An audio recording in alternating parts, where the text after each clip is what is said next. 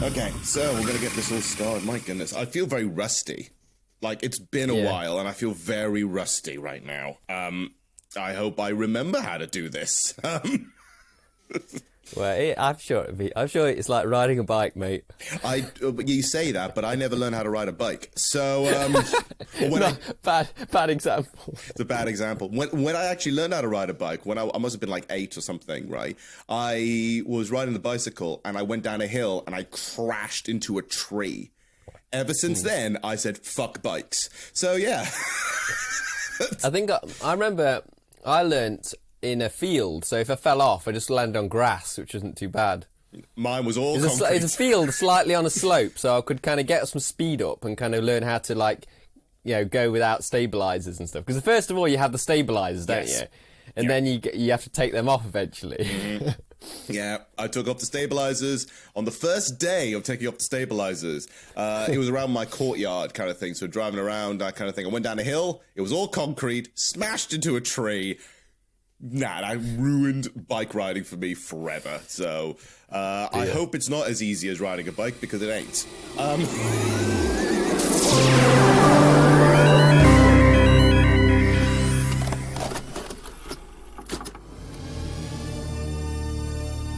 You are about to experience trash cinema.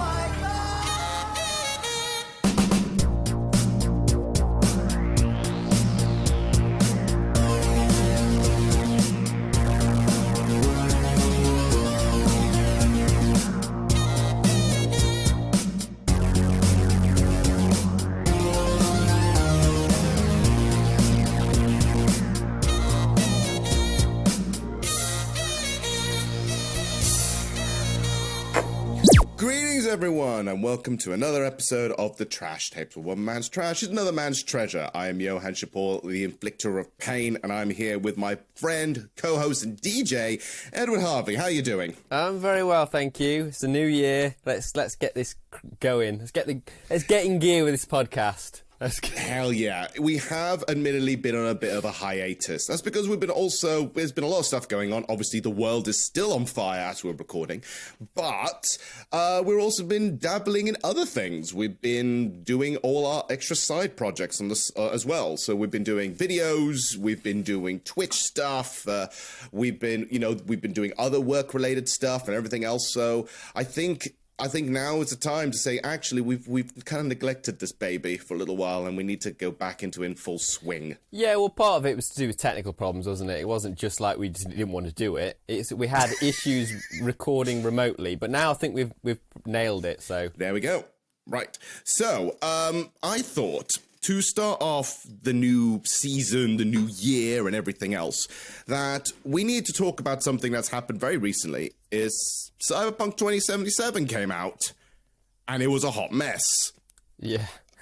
Yeah, it's like, I feel like I want to defend it, even though I've never owned it. I feel like, because you know, a lot of games in the past, especially like big open world kind of RPGs, a lot of them have had like loads and loads of problems, but they didn't get all the bad press. But this one has. I think it's because it was hyped up so much, and then everyone just lashed out that it wasn't perfect. But things like all the Bethesda games were awful when they came out. Like, you know, like... Well, yeah, Skyrim is a broken mess. Fallout is a broken mess at the beginning. Yeah, but no one kind of... everyone kind of makes fun of it a little bit, but they didn't kind of... There was no hate, like, brigade, was there? Like, there's no... Yeah, this is true, but I think it's because there was so much hype behind it, and so much, like, all the cool stuff happening, and then they released it, and it was the buggiest mess ever. I think that's what disrupted people. But thinking of that, I was thinking, what else stars Keanu Reeves that is Cyberpunk related, and also a hot mess? And I thought, perfect, we've got this we have a movie that could totally fit this. Perfectly. So ladies and gentlemen, boys and girls, we are going to be reviewing Johnny Mnemonic. Oh boy. Good morning. This is your wake-up call.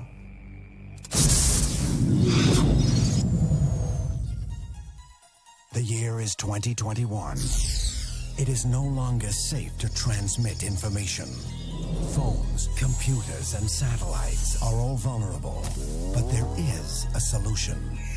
Your storage capacity? I can carry nearly 80 gigs of data in my head. Input the data into the brain of a human courier, like Johnny Mnemonic. Hit me.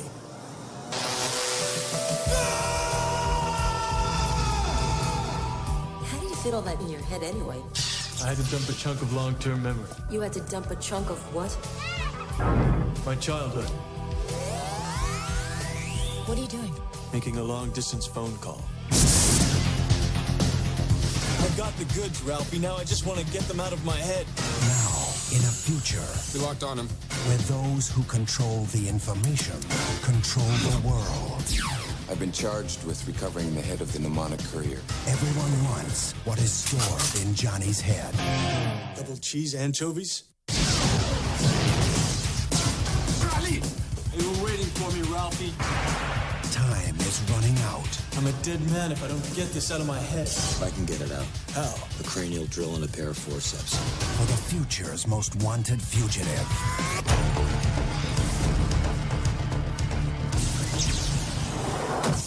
Keanu Reeves. You can't shoot me. Not in the head. Johnny Mnemonic.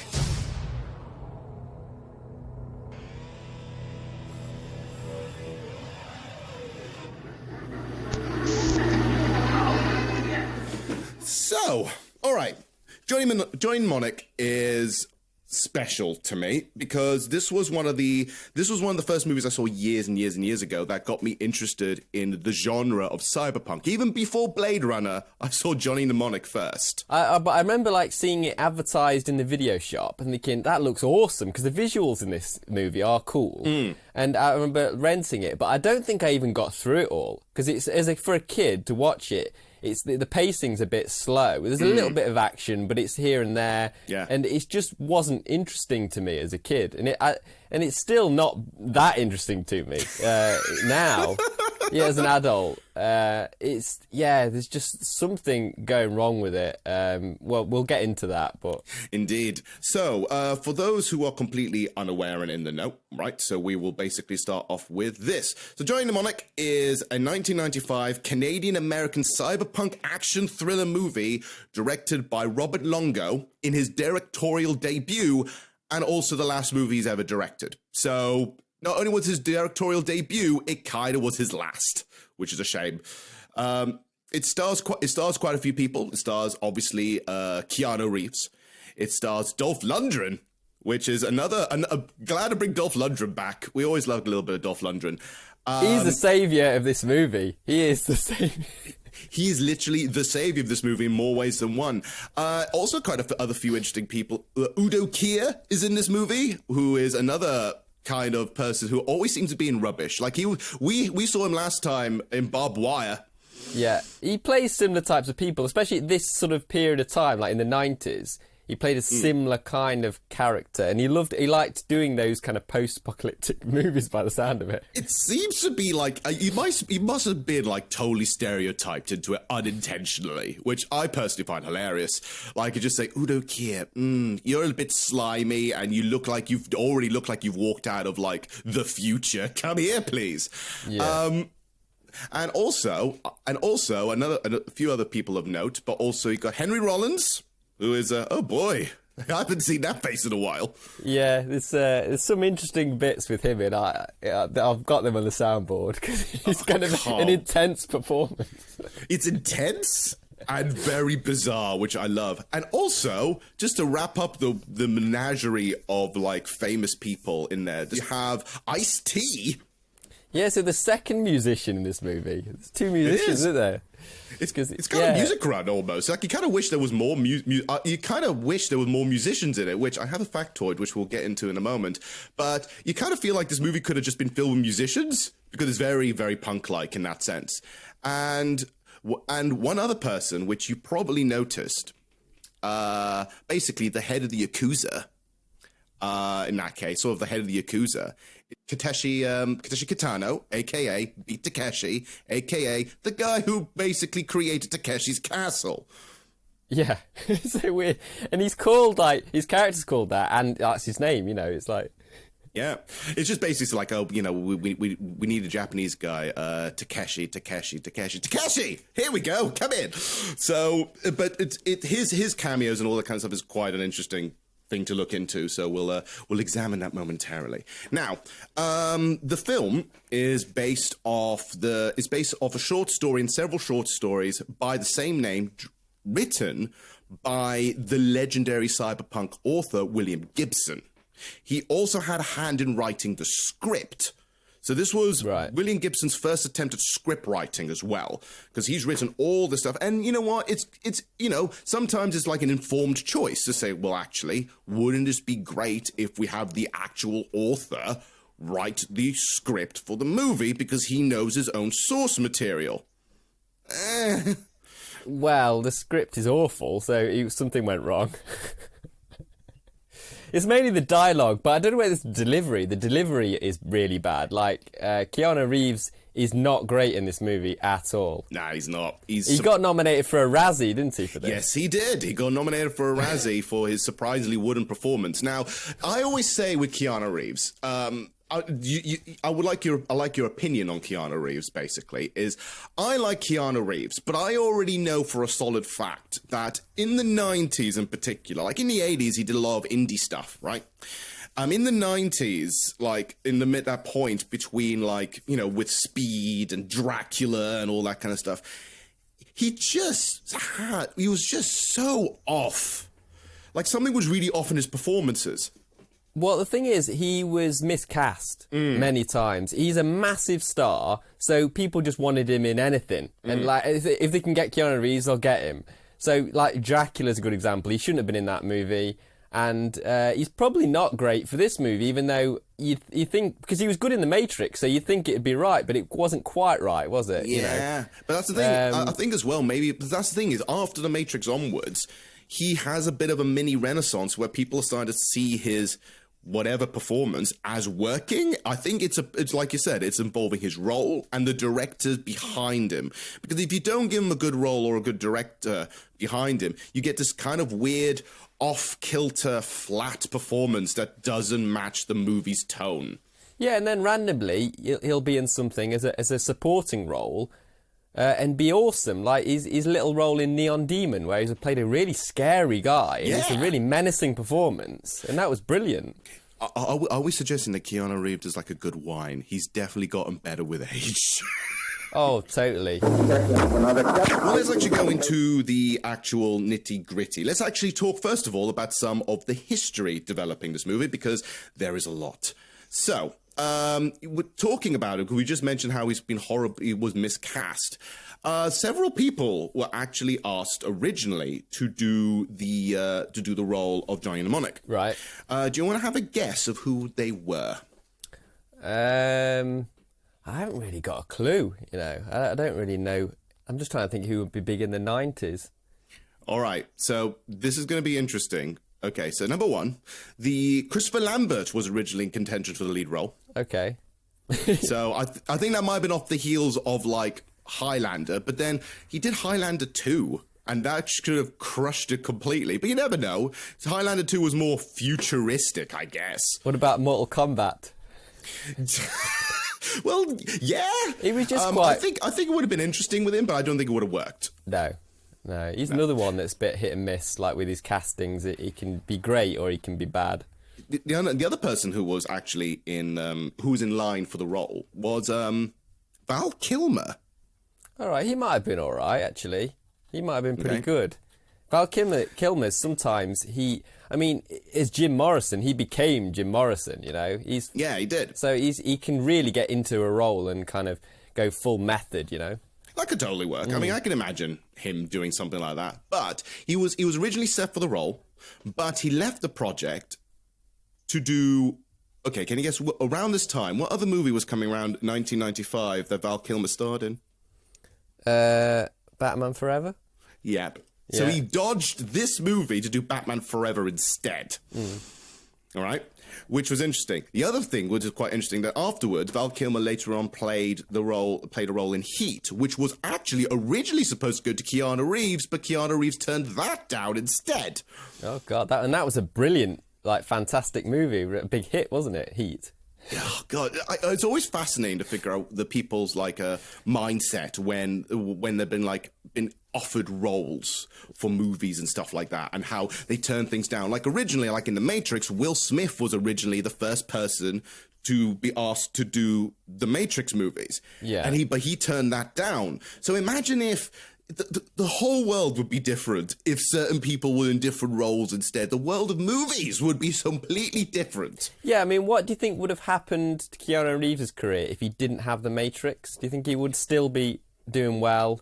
Because that elevated him massively, didn't it?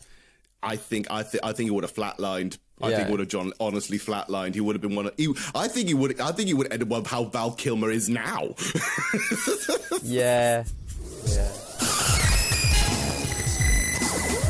Another casting role which I found absolutely fascinating. Okay, so Dolph Lundgren, he plays the street preacher who is absolutely the saving grace of this movie, which we'll talk to in a moment.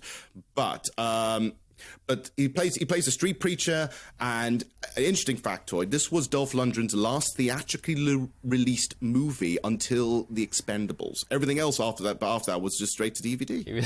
He did movies like all the Cyborg sequels and stuff, didn't he? And Universal Soldier, just loads of straight to video. Yeah, loads of straight to video stuff. I mean, he got loads of work, but not like anything high end. Nothing high end at all, which is a sad thing. But someone else was originally in talks for that role, and it was also because this person was also in talks of actually supervising the soundtrack. Who do you think it is?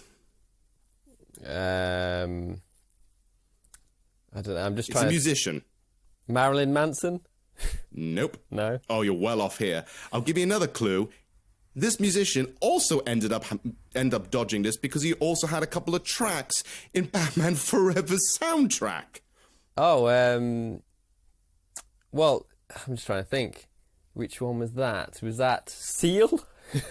No, Seal was Seal had the main theme, didn't it? The main love. Yeah, it was, wasn't it? No, it wasn't Seal.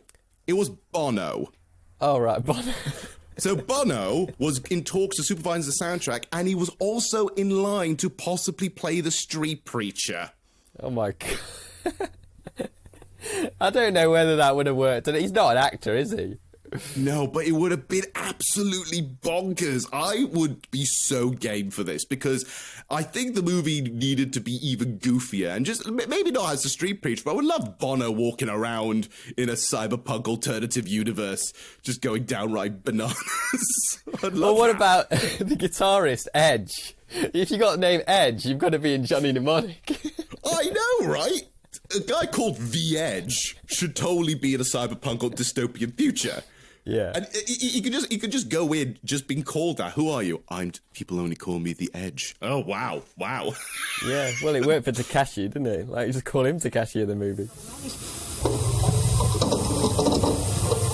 Yeah. Now, the production of this got a little bit interesting. So, originally, Longo and Gibson envisioned making an art house film on a very small budget, but actually failed in getting finance on a small budget. So in a weird way, basically Longo commented that the project started off as an arty $1.5 million movie, but it became a $30 million movie because we couldn't get $1.5 million. Oh, interesting. So in other words, they said like, oh, we can't give a small budget, but if you pitch it to the bigger studios, they will give you a super budget. But by that point, you're stuck in the studio system, if that makes sense. So they couldn't get the money to make their own sort of indie movie.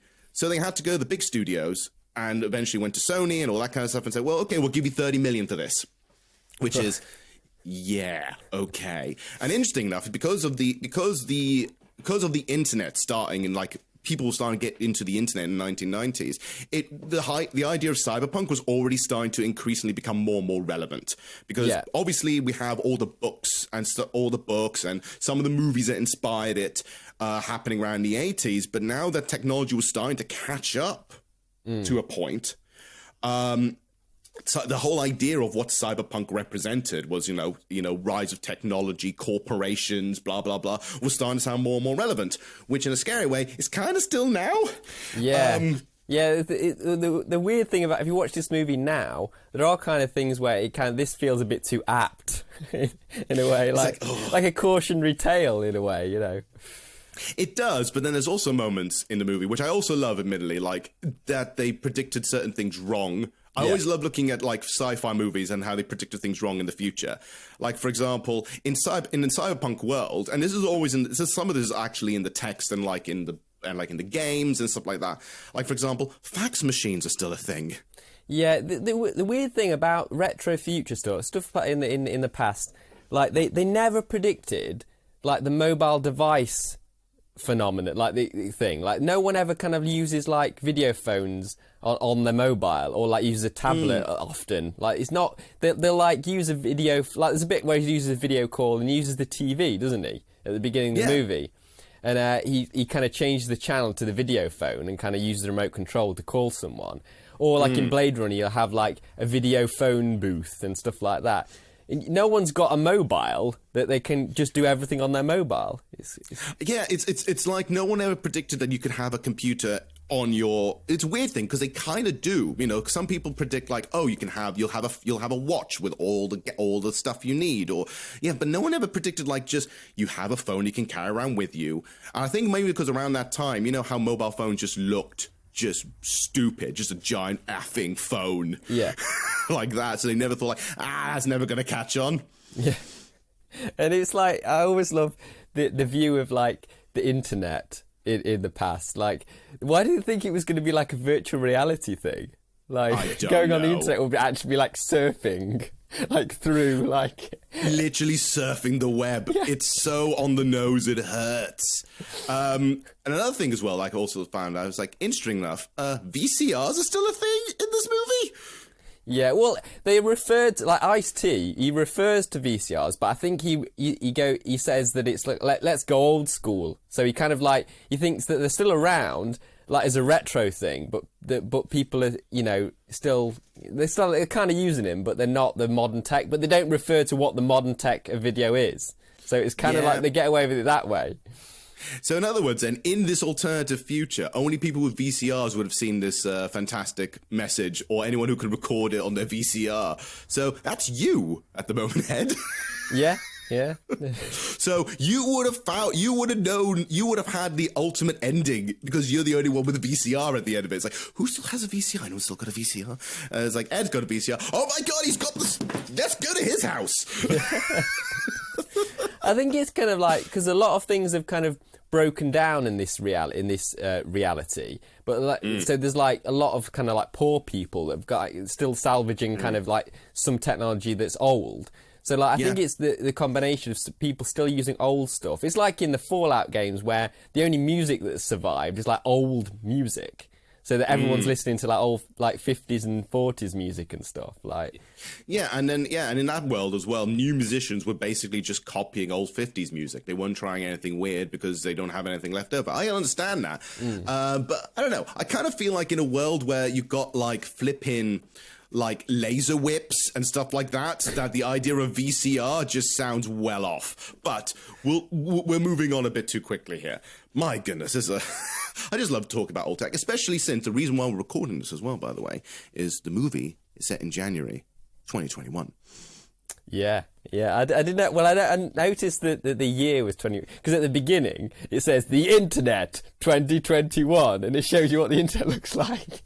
Fucking hilarious. I love that internet. We're going to talk into that in a moment, but my God, it almost feels like a fever dream of something that Stanley Kubrick would come up with. It's like Stanley Kubrick sitting there going like, right, how does the internet look like? Loads of color!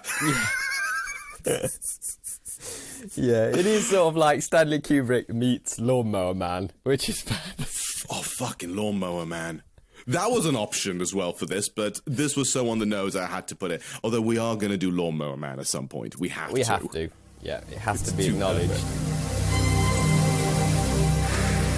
Now, here's another interesting thing that talk about the production. And it's something that kind of became a little bit of a problem, because what happened is like we mentioned that he was intending to make a movie that was a smaller budget, and then they would shoved $30 million to do it.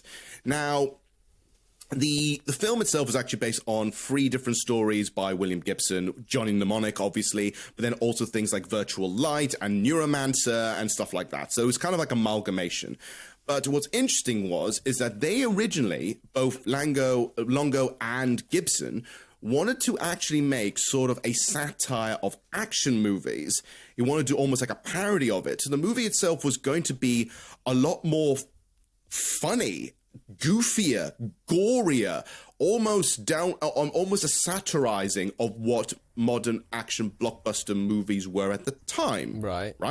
The movie was longer. The movie was about 2 hours long originally, but after Longo did the first draft, the first cut, he talked to the studios, and the studio sat there going, "This is absolutely incomprehensible. I don't understand what you're trying to do. It doesn't feel like a mainstream action movie.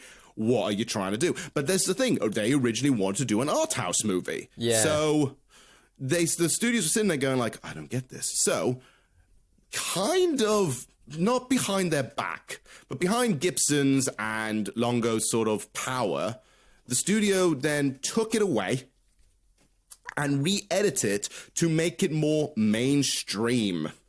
So they moved scenes around, they cut things all over the place, certain bits are jumped and they didn't care in order to make it feel more comprehensive. Okay. I don't know whether that... And is that what the kind of final result is? Yeah, the final result is the more comprehensive version of that movie. It's weird because it's just kind of... I find it fairly slow, to be honest. You know, usually like Hollywood studios want you to give here's a scene, kind of bash through it and keep it exciting. But I actually find it kind of slow paced and boring at times. There are golden moments of hilarious, but you know. It's weirdly paced, but that's because I think they're trying to pace it like a regular action movie. When I bet you the original sort of thing was that it was going to be a lot more goofier, a lot more funnier, a little bit more over the top. Like there are funny moments, both intentionally and unintentionally. But you can imagine how the tone was going to be very different. It wasn't going to be like, I'm going to try to take this seriously. It was going to be more like wackier. I think the comedy all looks accidental. When I was watching it, I always think that there's bits where it looks like it's being deadly serious and it's just laughable, really laughable. Like we'll get to the Keanu Reeves, the Johnny rant, like later on. We'll get to that. Yeah, there's loads of stuff like that. But yeah, to the point, and that's the thing is, but it was, by the end of it, William Gibson actually said that since the movie was re-edited and stuff, he was very unhappy with what became of the adaptation of the story. Despite being credited as the sole screenwriter, he has insisted for years that it wasn't his screenplay that got ultimately produced. And that's the sad thing. When the godfather of cyberpunk actually tells your movie, hey, this isn't cyberpunkish enough for what the guy who wrote it said, actually, no. That's kind of a bit of a dig, isn't it? Yeah, definitely. Yeah, totally. Now, interesting factoid about all this as well is that there were several compromises and stuff like that as well, so there's different little bits and bobs. But the Japanese version, there's a Japanese version that came out first. Apparently, it's closer to the vision of the original director.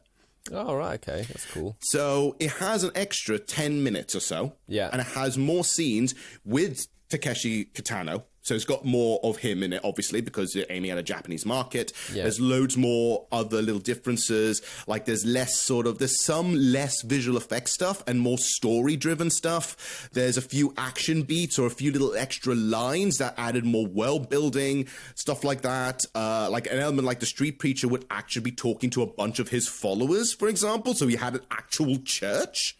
For example. Well, there is a scene like that, but yeah, there is a scene where he's doing like a sermon, isn't there? Yeah. There was going to be more of that. Yeah. Him doing the thing.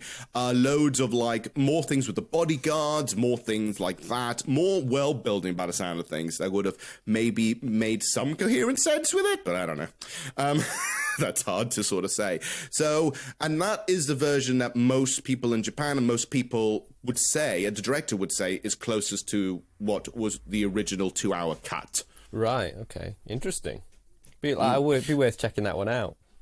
Even if it's just for if those weird 10, 15 minutes and seeing like if it does anything or not. This was very uniquely marketed. And you can imagine because it's Johnny Mnemonic and it's about the internet and stuff like that. So there's a lot of stuff going on involving like marketing and things like that. So just to sort of say, let me just find my info. Okay, so Sony basically realized very early on the potential of reaching a new target demographic through the power of the internet, because the whole movie's about the internet. Yeah. So in other words, then, it's like with this new technology, they actually created a new technology division to promote the movie entirely with online, with things like scavenger hunts that were offering $20,000 in prizes and loads of different going deeper into the web, like you were hacking to find like little nuggets about the movie, and things would have had brought into things like cross promotion and other things like t-shirts, and you can win a whole bunch of prizes and stuff like that just by this internet scavenger hunt. Oh, cool. One executive was quoted as remarking, "We see the internet as turbocharged word of mouth," which is kind of true, but I would never phrase it like that. No, I mean it was a bit more like specialist and niche. Well, I would say niche, but I certainly didn't have access to the internet when this movie was in video shops and stuff, or in the cinema. I didn't. I wasn't there yet, you know. Yeah, so it would have been just by the super rich techie heads, right? But he says, like, instead of telling one person another thing, something good is happening, one person can tell millions. He actually says it in here with exclamation marks, which is fucking fantastic. Yeah. So the whole point is the film's website was also facilitated with loads of Sony stuff, like, in other words, like loads of issued like Johnny Mnemonic merchandise, like Hack Your Own Brain t-shirts or Pharmacom coffee mugs and all this kind of stuff. There were loads of sort of things linking up to that. And even, and this is an interesting factor as well, video games. There was a video game that came out on CD-ROM. And it was rubbish. What, like a PC game? Yeah. It was, it was full motion video. So it was one of those kind of things. It was point and click adventure, full motion video ones, which is... I can imagine it being like a Mega CD type game. Now, this was the thing. There was a Mega CD version of it, but it was developed and fully ready to go, but it was never released. Right. I think they realized once the movie came out how much of a dud it was. They just decided to put it on the side and say, well, let's put this away. Let's just put this away. We're never gonna do this again. But yeah, they had a whole bunch of stuff ready. Even a pinball machine was designed. Everything was going full haul with this. Sony was really kind of like they were in it. They were totally in it. They think like this was going to revolutionize. This is going to be the biggest blockbuster of the year. Yeah. Yeah, it's well, that happens. That's what happened a lot in the 90s, isn't it? They really pushed for like movies because obviously they're spending so much money. They're going to think, well, we'll put loads of money into the marketing and see how it goes. But it just could be a complete disaster at times, and this was a good example of that. The 90s was a very weird year for marketing because they would do 90s and noughties in particular were very weird for marketing because they would go really over the top with some of their gimmicks. Like one of my favorite marketing schemes was for The Last Action Hero when they actually put their logo on the side of a rocket. It's crazy. But here's the thing, though. The rocket launch was delayed, so it came out 6 months after the movie. God. And by that point, the movie failed miserably. It's mental. It's really crazy. So there's a satellite somewhere in space with who that was launched 6 months after the movie, just floating around space with The Last Action Hero on it, which is just fucking so dumb.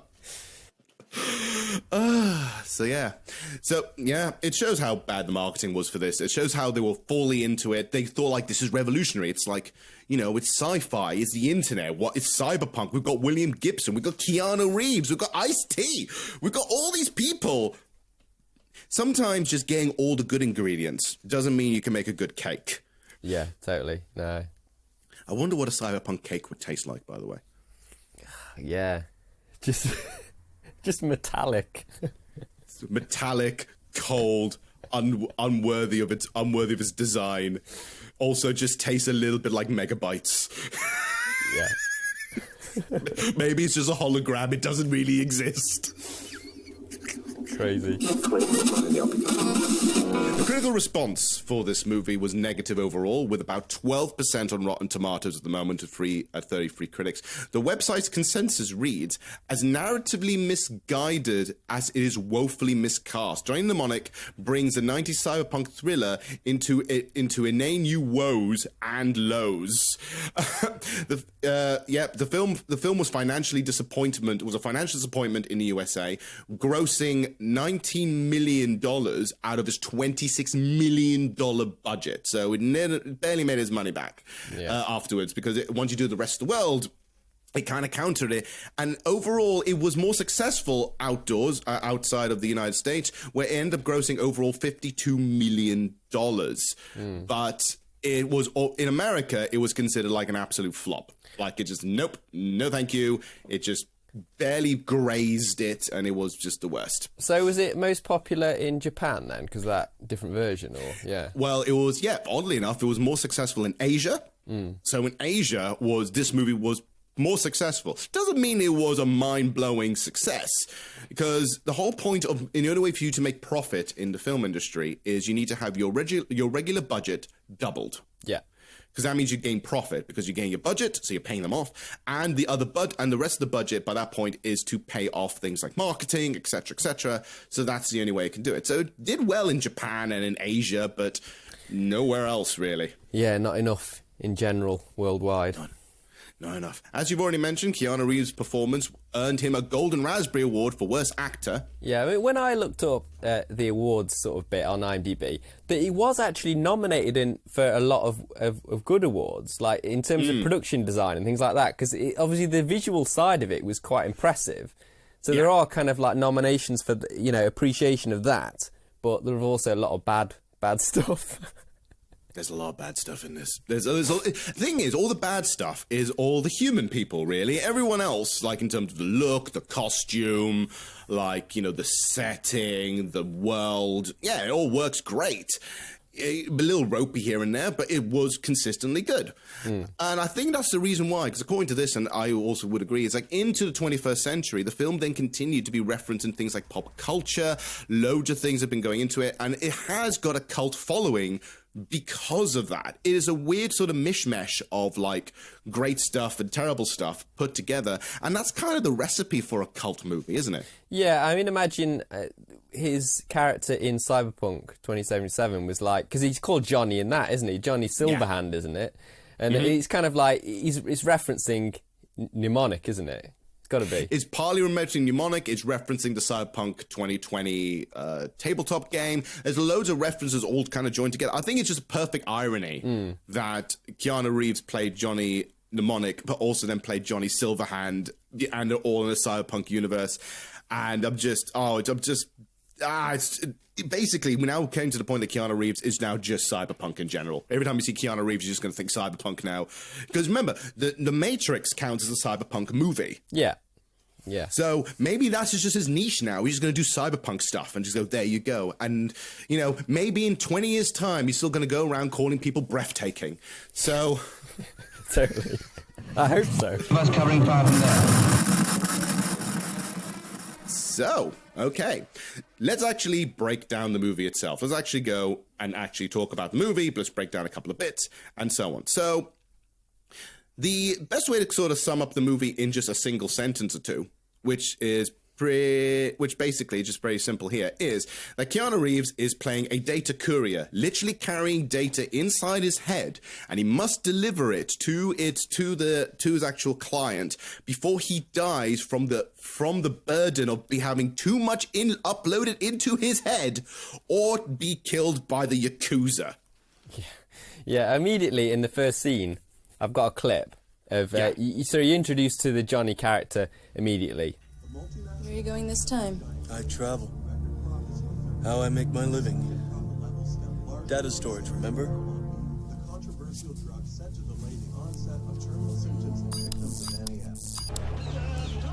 NAS, nerve attenuation syndrome. Global epidemic. Cause unknown. Cure unknown. Where is home, symptoms to Johnny? death, an average of 32.8 months. Symptoms include uncontrollable trembling, blackouts, multiplicity of synaptic functions, and blindness. Would you believe? For this reason, the disease is sometimes I don't even know. the black shade. Yes, Research into I would. cure of illness. Going out? Just getting some ice. To link illness to the long-term effect of low doses of electromagnetic radiation. We've got Widespread clarity in neural electronics. But there ice. I love So that is one of delivery. the first dialogue exchanges in the movie, and it's that this is you kind of set up with that, and you're thinking, okay, this is what we're in for, is it? This is the kind of dialogue in this movie. I was watching this again and realizing, oh my goodness, I forgot he said the line like that. I burst into laughter with that long, bizarre pause of going, oh, we already got ice. I'm like, wow. The reason why I played that clip as well, because you introduced on the TV, you hear what the virus is, don't you? It is, because Yeah. part of the story as well in the background, which is kind of ironic and a little sad that in 2021 they somehow predicted there's some kind of virus / plague going on in this sort of hot mess of a year. But yeah, there is something called the NAS, which is basically nicknamed the Black Shakes. So it's kind of neurological disease, which gives you basically puts people into fits. Yeah, and it's like, well, we get like a description of how it's caused later on, which I'll play, but it's to do with technology, isn't it? Interference from technology, which is kind of a scary thing to think about. That could be something that we come across like in our modern time, you know? I'm just having a funny thought that if that's the case, then it's imagine it's like, why are you getting the shakes so much? It's like, I'm so sorry, I've been on Instagram way too long. I can't help it. I need to get my gram ready, damn it. Well, there's a term now, isn't there? Doom scrolling. That people get addicted to doom scrolling, and they're like just constantly looking through bad news on the internet, and it kind of affects them psychologically. It's kind of the reason why I avoided Twitter for so long. Because Twitter is just doom scrolling. Everyone just has a negative opinion on something or find in the news something terrible happened. Yeah. And it's just like, it's so depressing. Like even, it's so depressing. I'm going on Instagram where loads of people have cute pictures on it. And I'm going down now in the future, going on Instagram, I'm like, oh, someone's put like a post about this thing up. So, okay. Why is Instagram no longer about cute cats and taking pictures of your food? Why isn't that not a thing anymore? Yeah. I still see... It depends. With Instagram, it depends what you interact with a lot. And, like, I still see or, like... I get, like, pictures of animals coming up and stuff because I like that stuff. Yeah. Yeah, so it just depends. But it also feels like Instagram is like cotton wool as well at times. It's like you're being shielded from everything. It's like, no, here's just a guinea pig dancing around. That just look at this while we distract you. You know what? You look, if I don't mind if the world starts giving me more cute guinea pig pictures of like people like, here's a little hamster, but he pretends he's acting like a real person and he's eating a sandwich. It's like, oh, yes, that's what the internet should be. Yeah. Not like the internet in this movie, where one of the first things you get the opening scroll first. But what I love is it just says internet 2021, and you get literally just billboards of like weird ass colors, and basically, like I mentioned before, it's like a Stanley Kubrick wet dream of just a tunnel of just lights and neon flying through stuff. It also reminds me of, you know, those old Dolby Stereo adverts where you're kind of flying around a city, loads of crazy things going on, and the sound is kind of going around all the speakers. It just reminded me so much of that. We find Keanu Reeves looking for, just reiterating that he actually has ice. He makes a phone call. He makes a phone call to Udo Kier, who is quite literally a fixer. Yeah. I love Udo Kier, by the way. I find him as one of the most captivatingly, brilliantly actors, where he just seems to be doing the same thing, but no matter what he does, he's always amazing at it. That thing you've said that like makes you like him makes me dislike him because he is literally just the same in everything. Which that could, if you like that thing that he's doing, and he's doing that in every film, then you're gonna love him. But if you don't like that, you're gonna hate him. And I don't hate him. I just think that he's just meh, you know. But it is one of those things where anytime you see Udo Kier appear on the screen, you're just going to go, oh, here we go. We know exactly what we're getting. Yeah, I must admit, he has got a lot of charisma on screen. He does. Yeah, so he is, like, captivating.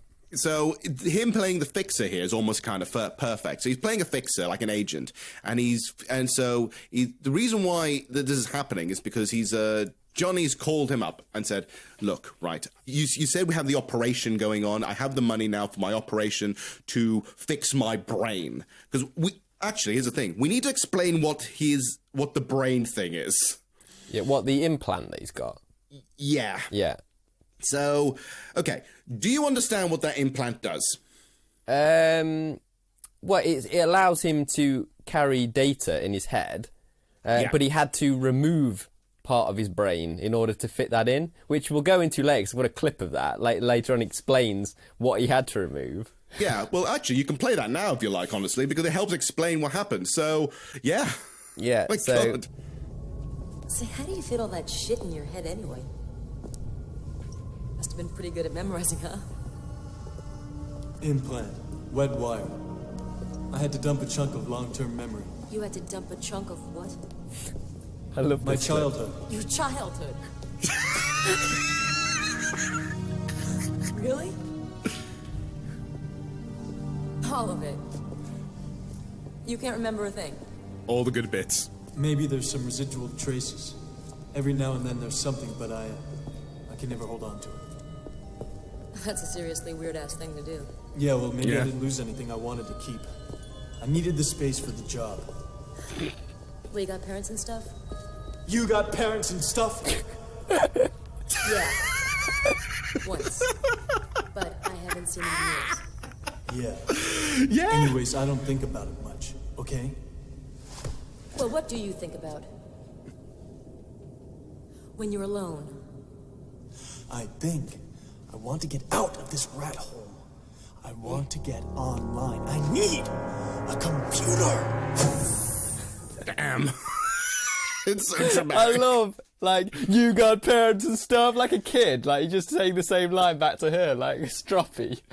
And apparently that's like, well, it's almost like, do you know when someone says, like, it's a dumb question? That kind of thing. You just repeat it. That's literally what it's like, of course I've had parents and stuff. I just don't remember it. But it's the delivery, though. Keanu's delivery is awful, isn't it? It's just... I mean, some of these lines, if they were done in a different way, they might be kind of good, but it's the delivery is kind of just so wrong. It's so stroppy. It's so stroppy. And I kind of like it in some cases, but I feel like it's just off at having Keanu Reeves do it. So, yeah, so the implant, basically, is that at the moment, he can carry a whopping... 80 gigabytes. Yep. A whopping 80 gigabytes. Before he got the upgrade that allowed him for 160 gigabytes. Oh, shit. See, in 95, that would have been so much data, but obviously now we've got little SD cards that have got that on, you know, like tiny little things. I have a memory stick that covers that. Yeah. So it's like, oh dear. Okay, I can imagine all that information going into your head is a lot of room, I guess, if you're trying to calibrate how much memory equals in megabytes, I guess. Yeah. I suppose it's different. They couldn't really think of how it would work there, because it's like, if it was in, like, digital form and it was in a tiny little, like, sort of card...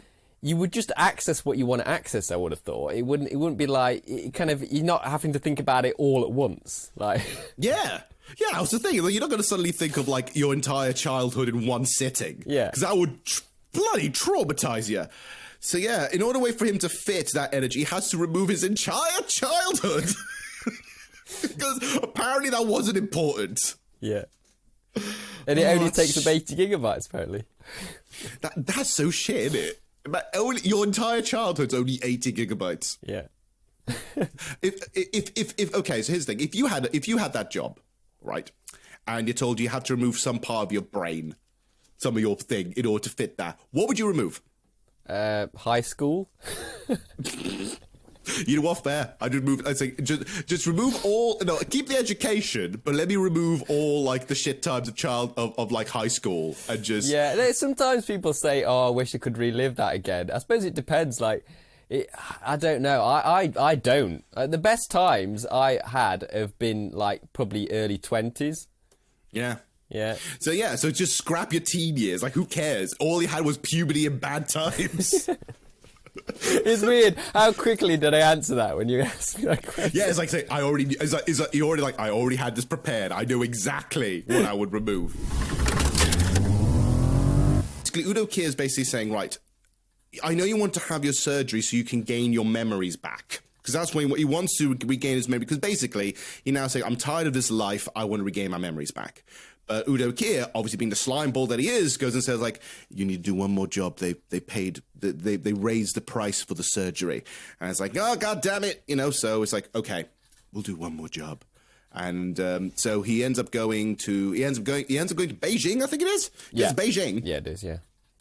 He goes to Beijing, and he's upgraded to now 160 gigabytes of RAM, 60 megabytes into his head, and he goes, okay. And so he meets these very bumbling, weird sort of Chinese, Japanese, Indonesian, Asian in general scientists. Yeah. There's an interesting... I've got a clip of that scene, because there's an interesting thing where there's like a tooling up kind of section where he's setting up. He opens a briefcase and he opens all the thing, and it's so like... Imagine a Sega advert and listen to this. Yeah.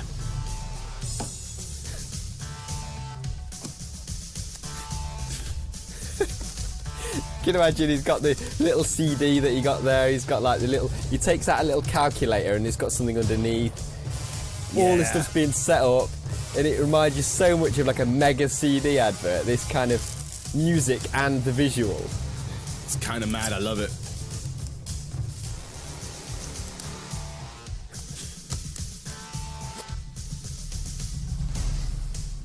Have you got a Sega CD yet? I wouldn't be surprised if at the end of it, so like, it goes and just produces the product. One of the things I always found annoying about this movie is because Johnny Mnemonic already knows his job, right? He already knows what his job does because he's been doing it a few times. But there are moments where there's clearly exposition dumps to explain to the audience what his job is. Yeah. Like, at one point, he talks to the scientists, and the scientists are like, well, he's raised it up to, it's like, he's upgraded. And it's like, well, how big is your file? And it's like, it's about 325 gigabytes. Ah, shit. Doesn't he actually say, because he wants the job so much, doesn't he actually say it's big enough? Like, he doesn't say how much, so that they will agree to give him the data, but he's like actually going to be overloaded, which is what happens. Yeah, but then he explains, it's like, it's like, you are aware that if it's overloaded, right, that you could die because your implant could rupture and explode your head, basically. And it's like, it's fine, stop questioning me, what are you doing this is weird. Yeah, because when they actually sort of load him with this data, it sounds a bit like this. Hit me.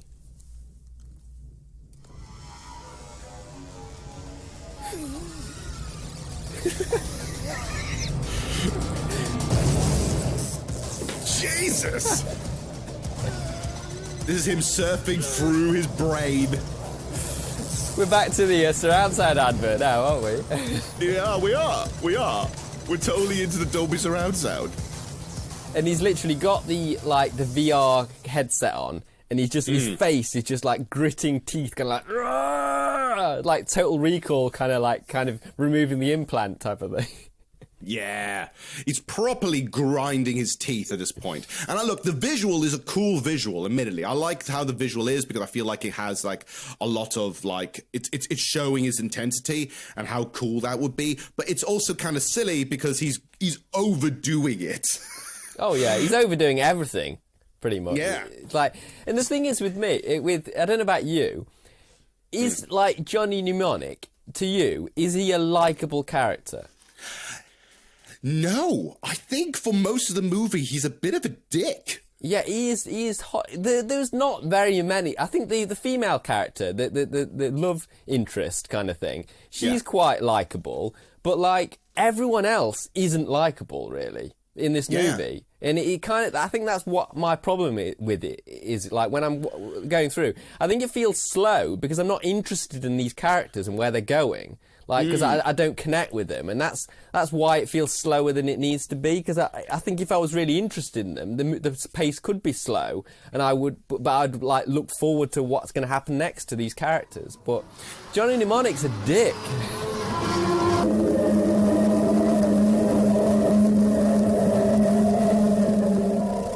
And then the moment he gets up, he goes like, he gets up and goes, once all that is done, the first thing goes like, where's the bathroom? Where's the bathroom? I need the toilet. I need to go. And so he's trying to keep a straight composure. He goes into the toilet and he instantly nosebleeds. Yeah. I'm overloaded, man. Yeah, he's actually goes in there and he just goes, fuck! Like, the funny thing is, like, is that bathroom soundproof? Because if I was outside that and hearing, like, ah, shit, this has not gone well, hasn't it? He's shouting, fuck, it's too much! What it would have been great is if it cuts to them when you can hear him in the background kind of screaming in the bathroom and they're just kind of looking awkward. Like the guys in ah, shit. Oh, no. We haven't done well. So, at that moment, after he had his mental breakdown and he's bleeding from the nose, this is when, to me, one of the coolest things happens in the movie. The Yakuza finally arrive. And, not gonna lie, I find the Yakuza, at least the head guy, Shinji, so cool. So, is the Takashi guy's not the Yakuza, is he? Or is he? No, he is kind of, well, he's kind of like a boss to them, because I think he's a corporation that's hired the Yakuza, so it's kind of his boss. Yeah, because the Yakuza are now kind of corporate, aren't they, as well? Like, yeah, they're hired by corporations, basically. Yeah, just like in most cyberpunk stuff in general, you know, gangsters are now mostly corpos, which kind of makes sense. But Shinji comes in with his mobsters they walk in. You don't even know who they are at the moment because they barely talk about the Yakuza. And he walks in and everyone they all look cool with leather coats, the glasses, the big fuck off gun, the sort of the augments on their eyes and their hands. They look badass. Oh yeah, totally, yeah. And then Shinji pulls out my favorite thing. The fucking laser whip, a.k.a. the monowire, a.k.a. what the flying fuck is this bullshit? Why is there not more of this? Yeah. It does, I don't know about you, but it does feel like a game at times. Like, it feels like a video game. Like, that would be a weapon in a game that you would, like, really want to get. Like, interesting fact, you can actually get that weapon in Cyberpunk 2077. Oh, cool. So you can actually get, like, you remove, basically, for Shinji, he basically pulls his thumb, basically like his nail from his thumb, pulls it out, and then he gets this fucking laser piano wire that cuts through everything. He literally cuts a circle around the door, kicks in through the door, and starts blowing everybody away, chopping people in half. Just badass. And all these scientists who suddenly now all have guns are just running around going, oh no, being riddled with bullets. They're way out the depth though, aren't they, those scientists? They're kind of just thrown in there. They don't know what they're doing. Even though, this is the thing, Johnny Mnemonic, being in the bathroom, somehow magically escapes this. Yeah. Don't know how, but he magically escapes this by literally pounding a guy in the head in the bathroom. Kind of thing, and then just doing a couple of kicks, grabbing at least one part of the code, and then storming off. In what later becomes kind of silly because he ends up. I did not even know he had this. Where the fuck did the costume come from? I don't know. I just remember him. Doesn't pretty much after this scene, doesn't he? He gets on the phone to Udo Kier, doesn't he? And asks like why. Because I've got a clip of that. Go for it. Just what's the deal here? Johnny boy. Johnny boy, my ass. What's the fucking score here? I'm way overloaded, man. You would not believe how much. I am so overdone. Upgraded. Yeah, I did. I got the goods, Ralphie. Now I just want to get them out of my head. Did they get the code out? Don't worry. They said they creepy. He's like a pervert.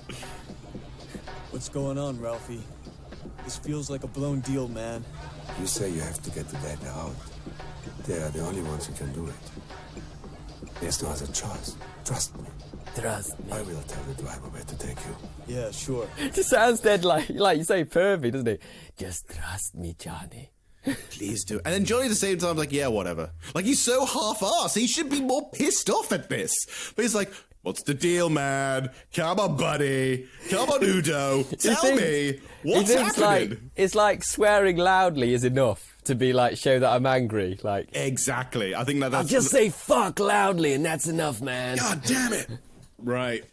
So by that point, then we're properly introduced to Udo Kier properly, because we find him in the club where he runs. He runs like the weirdest nightclub, because is the music, for example, is a combination of opera and heavy metal industrial, which makes such confusion. I have got a clip of that. Please Listen do. to this.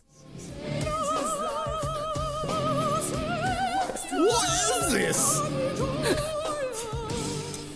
Just a little soundbite of that, but that is all you need. It's basically like, what's great though, it's not far off like symphonic metal, is it, to be honest? It's like operatic kind of singing with metal, like, and that's kind of predicting kind of that kind of genre. This is true, I get that. I understand that's a thing, and that was always a thing, but the way you see it on stage is just this fat woman in like a floppy dress and big hair singing opera with industrial electronics guitars somewhere hidden in the building. That's your act, people. He runs his nightclub, but he also runs, clearly he's a fixer. So in other words, he has all these bodyguards. He calls bodyguards and other people to do his work. And this is when we're actually introduced to the love interest, as you mentioned before, Jane, who is someone who's been augmented to be faster, stronger. I'm not going to mention the rest of the Daft Punk song for that one. But yeah, she comes in and and we're introduced to like the bartender called Hooky. Okay. Yeah. And basically she is trying to get hired by Udo Kier and say, hey, look, I'm better than your two other bodyguards, who is this really tall woman and this transvestite. Yeah. His sidekicks are kind of cool though, aren't they? They are cool, and they are cool and awesome. They're just kind of random. The love interest, played by Dina Meyer. Yeah. She was also in Devil's Advocate with Keanu Reeves, wasn't she? Yeah. Remember that one? Yeah. She was. She played the. Wasn't it was his sister? Yeah. And she kind of like hung around with Al Pacino a lot and stuff. Yeah. It's always kind of interesting how you can find maybe certain benchmark movies that they start like rehiring certain actors because they might think they had a good chemistry together or something works with them, and they just keep hiring them together because they know it works. Yeah, you do often see those like pairings in especially the same sort of decade, don't you? Yeah. She was really good. I thought she was good in this. I think I think it's, for me, she's one of the better pieces of the movie in terms of actual acting, because everyone else is either subdued, over the top, or just flat. She actually has like an emotion, which is like, wow, she can actually emote. Then right after that, we go right to where Johnny actually goes and tries and meet the person who is supposed to be the client, right? And so like, here we go. But obviously, we've already sussed it out by creepy Udo Kier. It's a trap! Yes. Oh, God, it's such a trap. It's such an obvious trap. And so, he's being chased down by these two corpo guys who are connected to the Yakuza, blah, blah, blah. And he's being chased down a bit. And then Ice-T goes and just bloody kills him. Yeah. So everyone's basically wanting the data in his head, aren't they? Yeah. Because clearly, but that's the thing, is he has absolutely no idea what this data is. No idea. And so he's just trying to find out what is it, or how to just remove it and just ignore it, because it's now about to kill him, right? As we introduce Ice-T, who's pretty cool. He is the leader. He's one of the leaders of the low-tech. So they are the analog guys that you were talking about before. They're really good with technology, but they rather not be on the net, or if they're hacking against it. They're proper net runner kind of situation there. Yeah. I've got a clip of J-Bone's introduction. Go for it. Who are you? I'm J-Bone. I run heaven.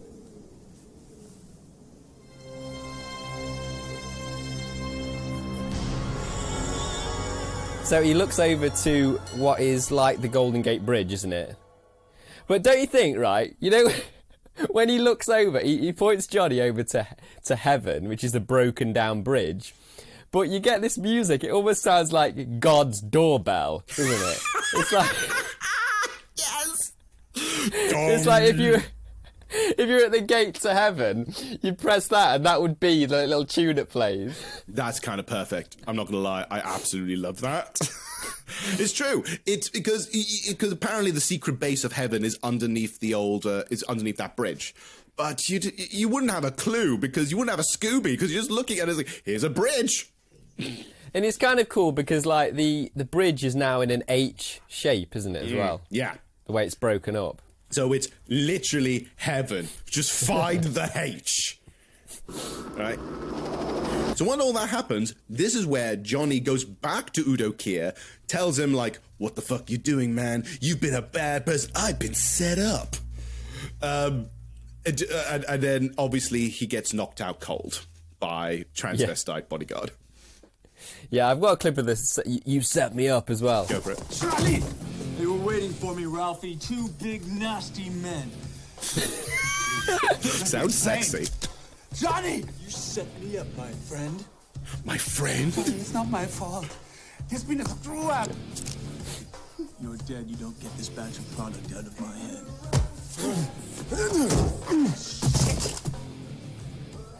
Not on the head! This sounds like comedy, doesn't it? It is. I love the fact he gets two big nasty men like that, and then he's just like, at the end of the clip, he's like they're throwing Johnny around, and he's like saying, "Not the head, not the head." Unfortunately, he was absolutely bonked in the head. He wakes up. Johnny Mnemonic wakes up on basically a surgery table because Shinji, he's back. And he's about to literally cut off his head for that information. Yeah. And just before he actually does that, Jane turns up.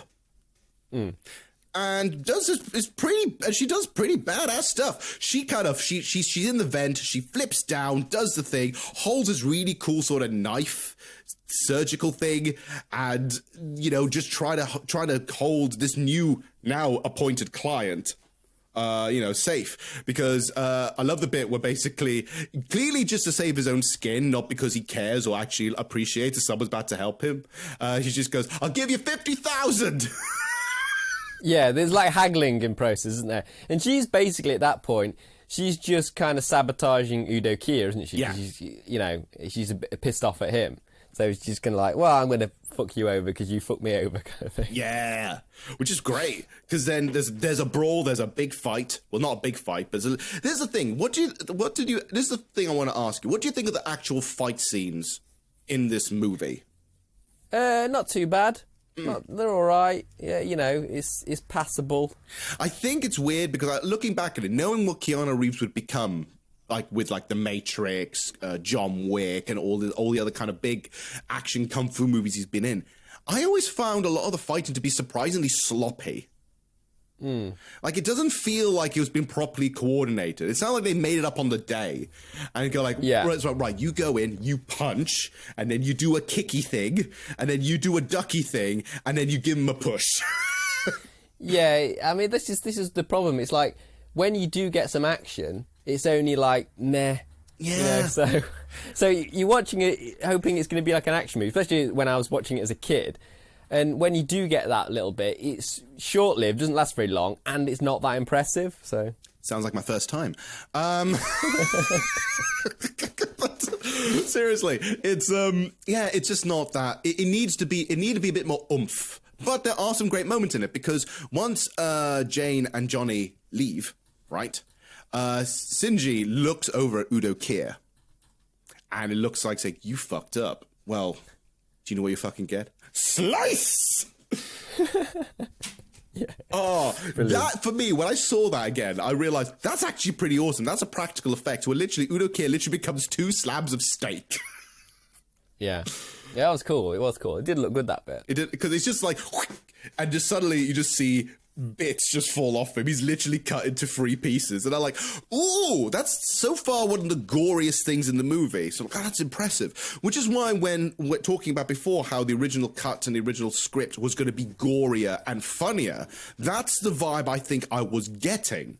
It was going to be like more silly gore, and it was going to have like weirdly quirkier characters like that. And that's why I'm slightly disappointed that it didn't go full, well, you know, full Udo Kier getting slices like pieces of ham, you know. Jane and Johnny disappear. They go into the underground. Johnny has a seizure, this is the thing we've noticed, he ends up having flashbacks of his childhood. Like randomly, little bits. It didn't make any sense. It's like, there's a bicycle. There's a kid running in a field. It looks like it's a woman hiding in shadow. You know, that kind of shit. Yeah, and there's a few dialogue exchanges with them in this sewer system where I shall play one of them now. Mm-hmm.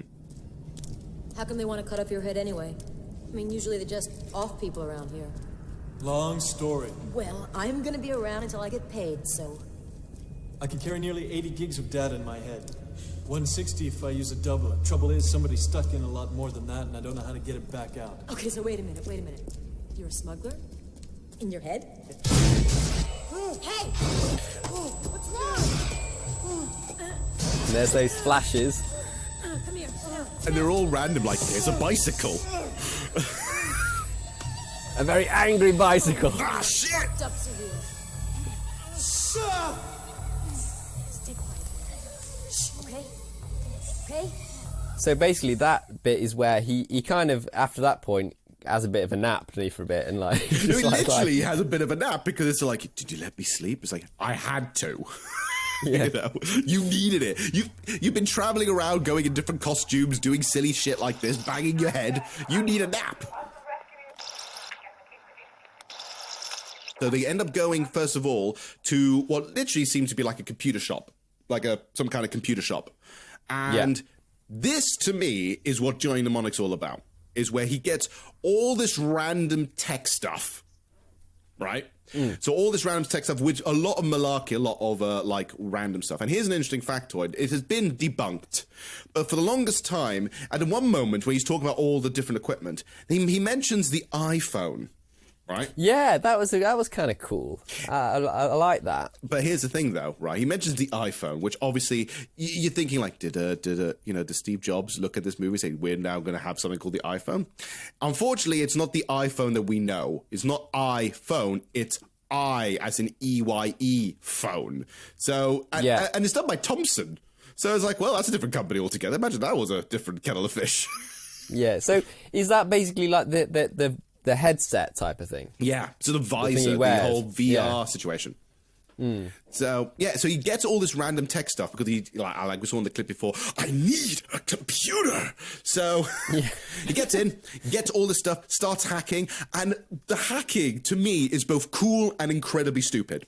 Yeah, he's kind of like sort of fortunate that all the stuff he needs is there, like, and she knows exactly what it is, and she goes, I need this. It's like a shopping list. I need this, and she just gets it immediately. And he just gets underway. It's kind of nice and fortunate for him. And so he gets on, he starts hacking. It's all the weird stuff we've seen before. I love the little thing with the hands, though. But he does look goofy as balls when he's like doing like hand movements in the visor headset.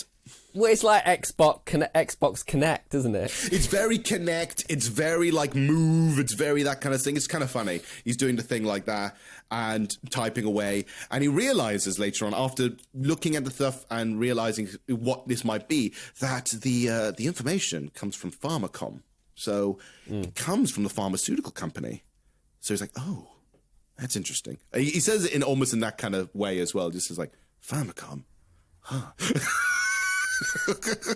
He loves doing his dramatic pauses, isn't he? He is. He's very much into that. He talks to his hacker and tells him that. And then at that moment, because he was on the net for too long, the corpos and the Yakuza all basically find him and start putting a virus. And the virus is literally like, oh no, it's slowly seeping into black. I know, they're so on the nose with that kind of stuff, aren't they, in this? Like you said earlier, surfing the web is actually like surfing, and a virus actually looks like a visual like virus.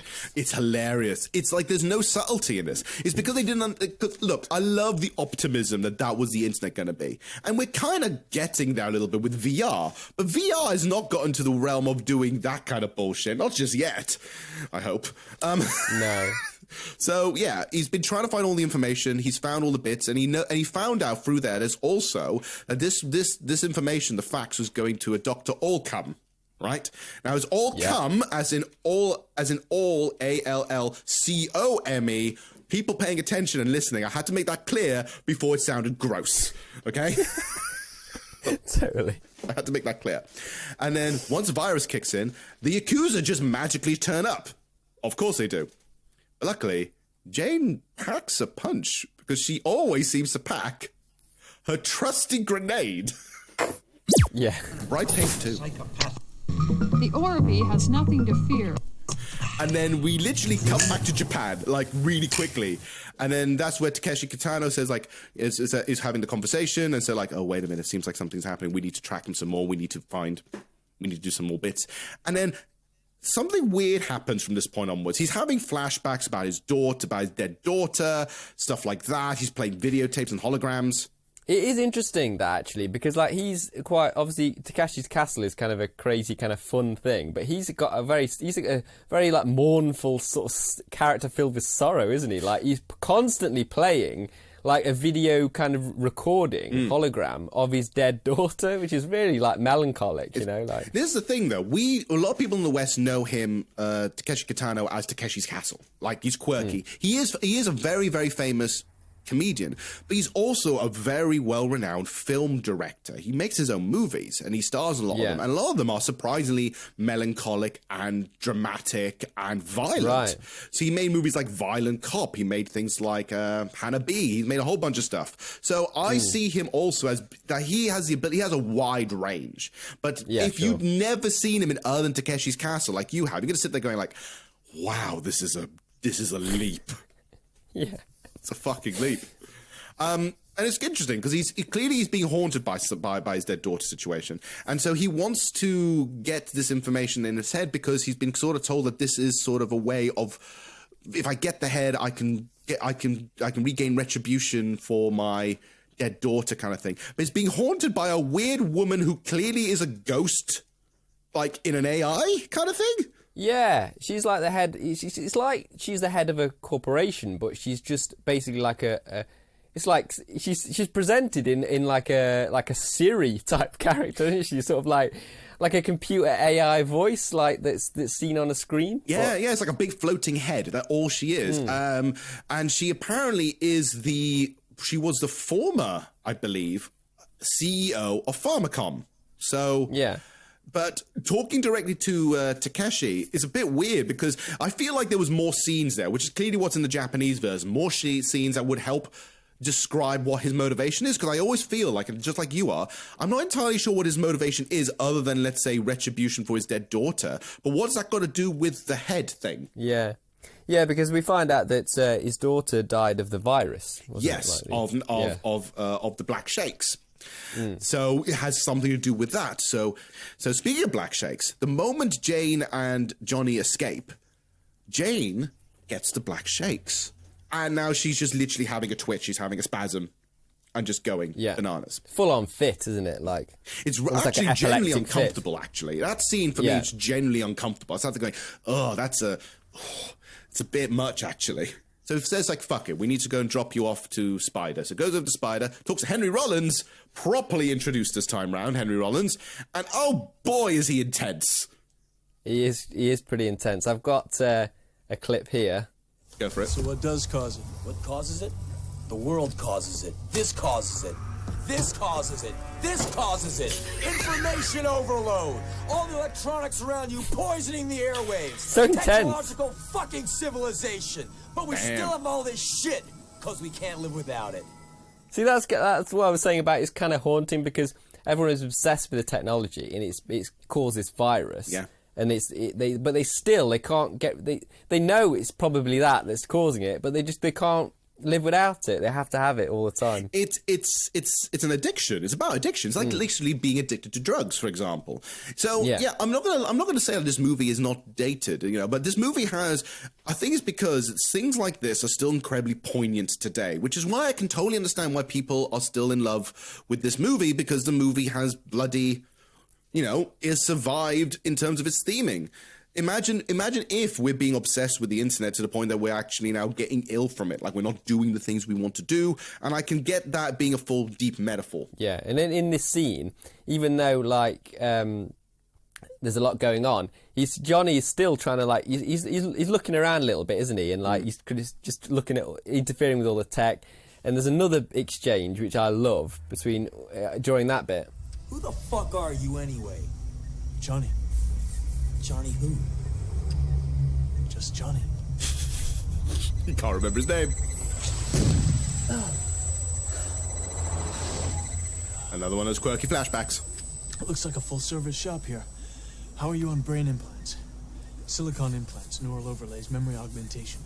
We don't get much of that out here in Newark, Just Johnny. Kind of upscale for us, Mine in Singapore. Oh, yeah? What's your deal, Just Johnny? He's so snarky. That's his problem.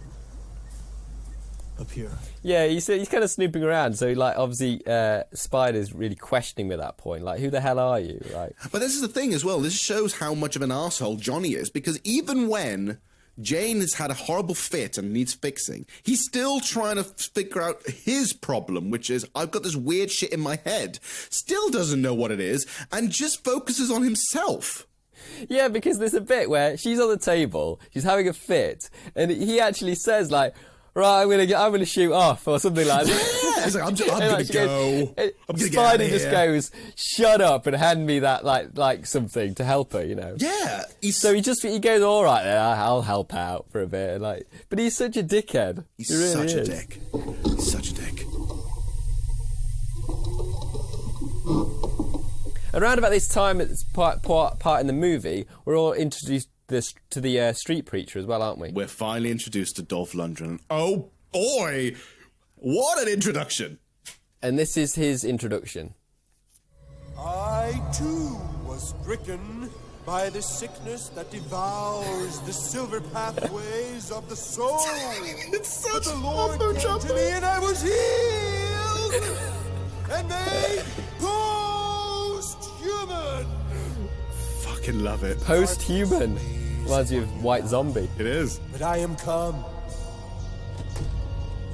to lead you into life. Oh, man. My children, I sense a need for meditation. I must leave you now. The sermon is over. It's so creepy, though, that he's representing, like, Christianity in a way in the movie, and yet he's an assassin and a very dangerous man and scary. It's like everyone's forgotten about Christianity, and yet he's kind of the only memory of that, and he's a really dangerous, scary killer. And here's the thing as well, like, he's also a humongous hypocrite, because I think I'm not sure you have a clip of this, but J-Bone actually says, like, talks about the street preacher, and so, like, so what is he? Like, is he a preacher? What is he doing? And it's like, oh no, he's got God and technology backwards. He's got more implants than all of us. Whoa, street preacher's out. J-Bone, you copying? That son of a bitch doesn't have one natural bone left in his body. You really a preacher, J-Bone? Preacher? That motherfucker got God and technology ass backwards. He'll kill anybody for money just to keep his body full of implants. So basically, like, everything under the skin is all technology. He's the ultimate cyborg, right? But, yeah. Which makes him a ruthless killing machine when he goes around and starts murdering people left, right, and center. And they're all great. Yeah, I've got a clip of when he goes to question the barman. So he meets Hooky. Yeah, Hooky. I've got that bit. They err in vision, they stumble in judgment. For all the tables are full of vomit and filthiness, so that there is no place clean. You should have seen it before. Isaiah. Isaiah. Mine's Hooky.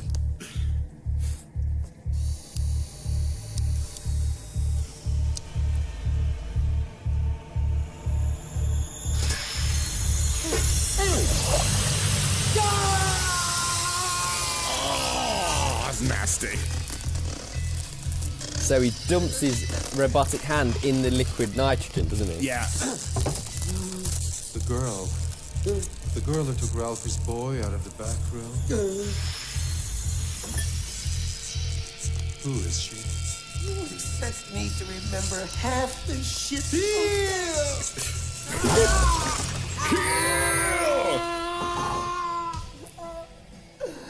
Oh man, why'd you have to do that?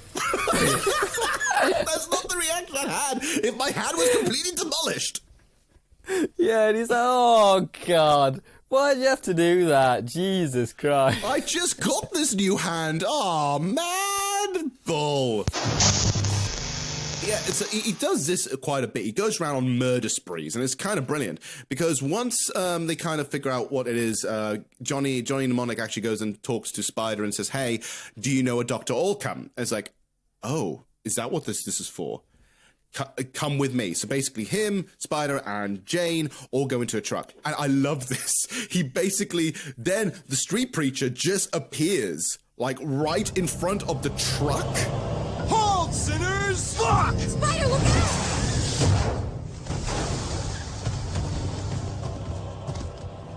Who the fuck was that? You don't want to know. Jesus. He's such a mental guy, isn't he? He's absolutely bonkers. He's amazing. And a funny thing is that Spider, already knowing who he is, doesn't, like, stop the truck, puts on the accelerator and runs him over flat. Quite a lot of him in like succession. Like there's a lot of it. Once the preacher guy is introduced, you get a lot of him, don't you? Because there's another bit here where he has a fight with Spider, isn't it? I think. Yeah. Look at the sinner's hand! Host the Lord's cure! That cure is mine!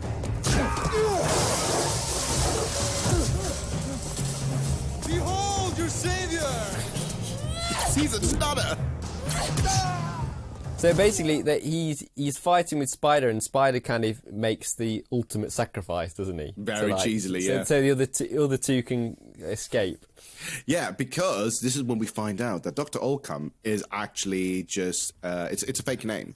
Dr. Allcome and all come to room number 7. Basically, it means that it's to this place that Spider works for underground, as he's a doctor trying to cure the Black Shakes.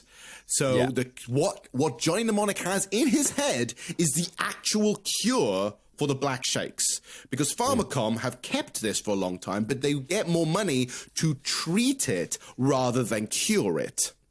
Yeah. So that's what this is. So basically, it was for Spider in the first place, which is very fucking convenient, by the way. Very fucking convenient, right? And so, as we know, Spider makes the ultimate sacrifice, gets completely, like, I'm assuming he gets punched or like hammered into the head, because he basically does the whole, like, almost crucifix thing with him, doesn't he? Yeah. Although it is a bit shit that he is kind of killed off screen. You don't really see it, I don't think. You just, because they say, oh, what happened to Spider later on? He didn't make it, but you don't really know how he died or whether he's actually dead. You're just assuming. I would love it if we actually just saw it. I think this would have been in the gorier version. Maybe we could have seen like an actual nail through the head or something gross like that. Johnny was told by Spider that there's 2 alternatives. One, we literally rip it out of his head, but that will most likely kill him. Or we go and see Jonesy. Okay, we're going to see Jones, who's a famous code breaker, apparently. But before then, he has pretty much my favorite scene in the whole movie. He literally now conflicted whether he wants to be a martyr, or he's going to, or be a martyr, or just be selfish to try and fend for himself. He has a mental breakdown. Yeah, and let's have a listen to that. You know, all my life, I've been careful to stay in my own corner. Looking out for number 1, no complications. This big monologue moment. I'm responsible for the entire fucking world. And everybody and his mother is trying to kill me if my head doesn't blow up first. Maybe it's not just about you anymore. Yeah, stop being a selfish prick. Listen to me. See that city over there? That's where I'm supposed to be. Not down here with the dogs and the garbage and the fucking last month's newspapers blowing back and forth. I've had it with them. I've had it with you. I've had it with all this. I want room service! I want the club sandwich. I want the cold Mexican beer. I want a $10,000 a night hooker.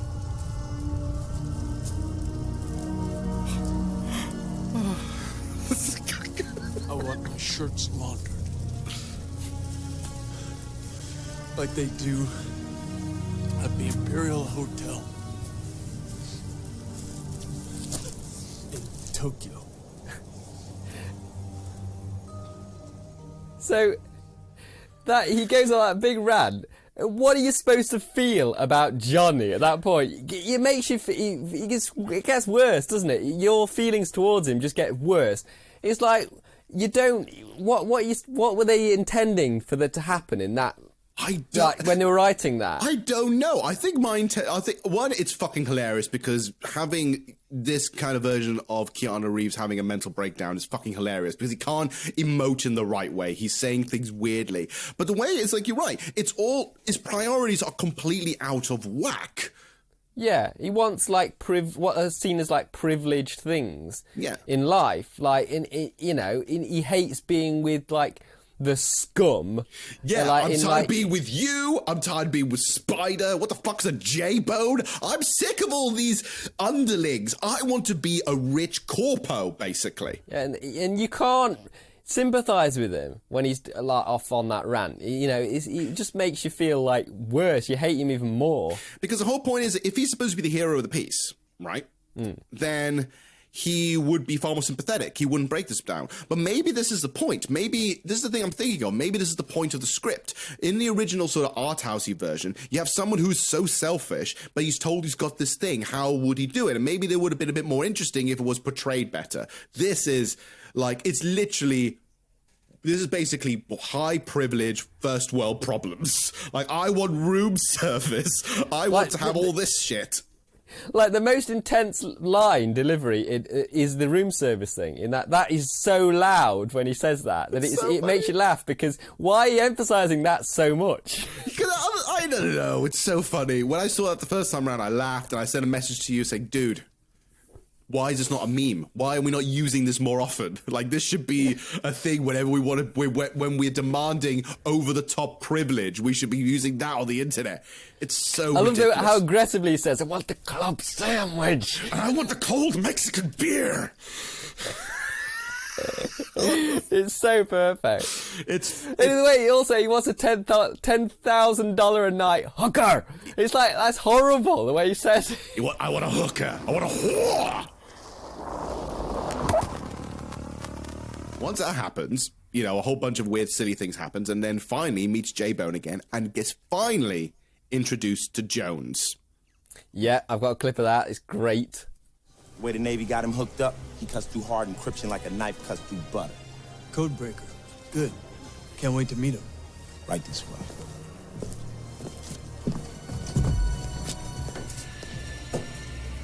Jones.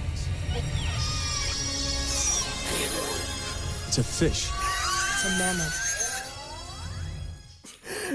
It's brilliant. He just turns, looks over, and it's...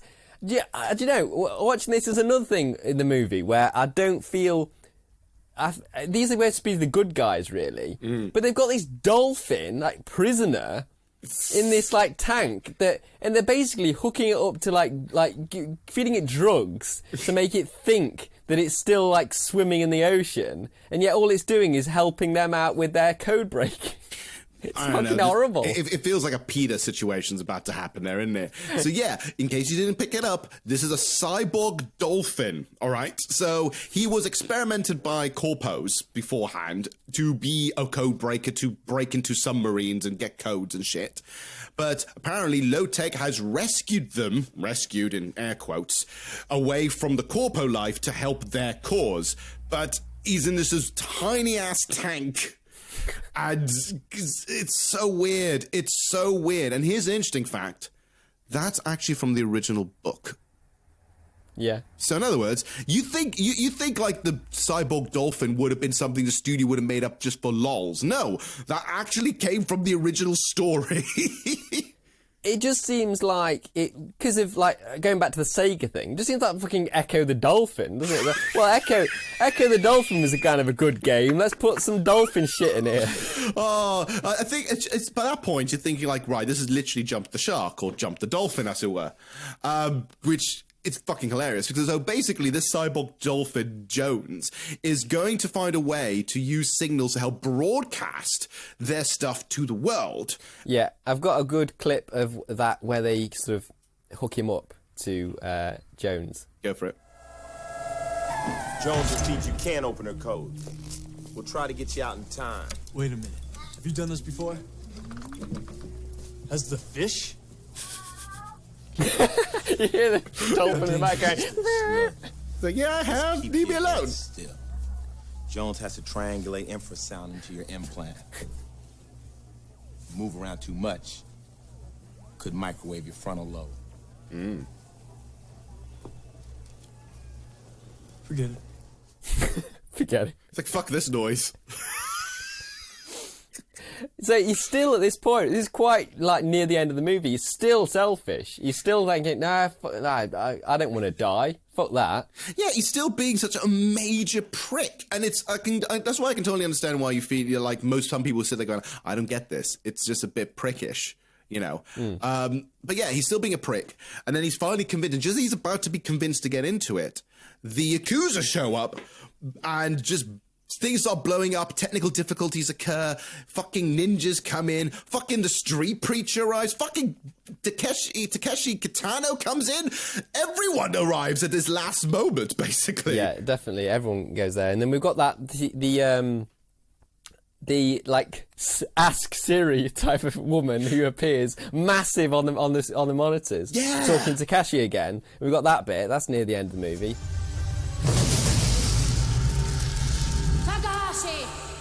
Do you know what this man is carrying in his head? He's carrying... I'm so angry! Sorry, Siri. Your daughter died to protect Pharmacom's profit margin. Treating the disease is far more profitable than curing it. They had the cure 8 months ago, Takahashi. Pharmacom, the company that I created. Let your daughter die. The diction hour is hilarious. Oh. Great. So the thing with that Siri diction, by the way, it's like I know she's supposed to be an AI and she's not supposed to be real and that kind of thing, but her acting is so over the top. It's like, do you know who this man is? Well, everyone's trying to like be like out ham each other. Like there's so much beef. There's so much beef in this. There's so much ham. It's so much. It's hilarious because I'd love to if at some stage they had like Dolph Lundgren's character, like Street Preacher, and her had like a theatrical like face-off. I want to say, do you know who I am? Do you know who I am? Would have been brilliant. Everyone gets into a big fight. Everyone has their boss characters and stuff like that. You know, the Shinji gets killed, which is in a fun little way. So he gets killed he gets onto one of those crates kind of thing. Johnny Mnemonic and Shinji are hanging off the crate. So they're fighting over the laser whip. So to see who's going to use it first. And then Johnny just grabs it and literally chops off his head, which is admittedly a really cool sequence. Yeah, I did like that. That was pretty cool. And then obviously we've got the Street Preacher moments, which is such overkill.